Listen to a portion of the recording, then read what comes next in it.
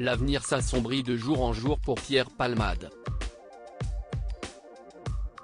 Ce vendredi 24 février 2023, l'humoriste de 54 ans n'a pu se rendre à la chambre de l'instruction de la Cour d'appel de Paris où étaient discutées les modalités de son assignation à résidence. Son placement en détention provisoire avait été requis après le grave accident de voiture en Seine-et-Marne qu'il a provoqué il y a 2 semaines alors qu'il était sous l'emprise de la cocaïne, faisant 3 blessés graves, un homme, son fils de 6 ans et sa belle-sœur enceinte d'un peu plus de 6 mois qui a perdu son bébé. Le juge des libertés et de la détention avait décidé de placer le comédien sous surveillance électronique dans le service d'addictologie de l'hôpital Paul Brousse à Villejuif. L'affaire Pierre Palmade s'est ensuite compliquée avec de nouvelles accusations à son encontre. Après un signalement effectué auprès des services de police, la justice a ouvert une enquête préliminaire le week-end dernier pour détention d'images à caractère pédopornographique. Une accusation portée par un homme qui a transmis à la police des images sur lesquelles on verrait Pierre Palmade en train de consulter ses vidéos incriminantes.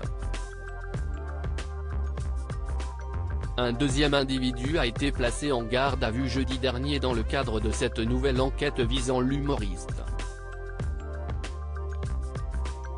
Si le premier témoin a été remis en liberté, le second doit être présenté ce samedi à un juge d'instruction. L'audition pourrait mener à sa mise en examen.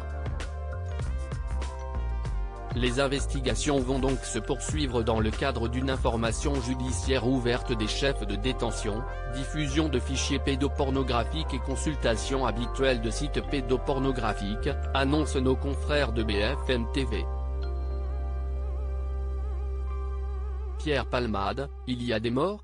Je vais mourir ? S'il n'a pas réussi à s'extraire de la carcasse de sa voiture dans les minutes qui ont suivi l'accident, ces 2 passagers ont, eux, pris la fuite avant l'arrivée de la police sur les lieux. L'un d'eux, un certain Sambou, se rendrait au commissariat quelques jours plus tard. N'étant pas médecin, celui-ci estimait n'avoir plus rien à faire sur place, argue-t-il dans les colonnes de Marianne.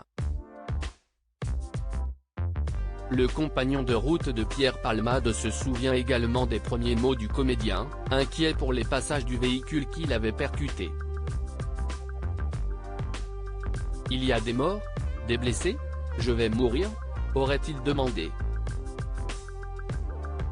Dans la tenté de savoir s'il restera à Paul Brousse ou si la justice l'enverra derrière les barreaux, l'ancien mari de Véronique Sanson n'a pour l'heure fait aucune déclaration officielle sur son accident de voiture.